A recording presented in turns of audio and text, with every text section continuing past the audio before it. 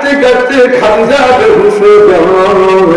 আল্লাহ পয়গম্বর জিজ্ঞাসা করে, খাদিজা তোমাকে তো কোনোদিন কষ্ট দেই না, আমি গরিব হতে পারি, আমার কিছু না থাকতে পারে সংসারে, কিন্তু আমি তো দুবারে কষ্ট দেই না।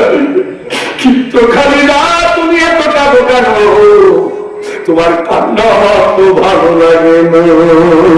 ইয়া রাসূলুল্লাহ, ইয়া হাবিবাল্লাহ, আমি কান্না করি এই জন্য, আমি দুঃখের জন্য কান্না করি না, সুখের জন্য কান্না করি না, এই দুনিয়ার কোন জিনিসের জন্য আমি কান্না করি না। আমি কান্না করি ওই অন্ধকার কবরে আমি কেমনে থাকবো।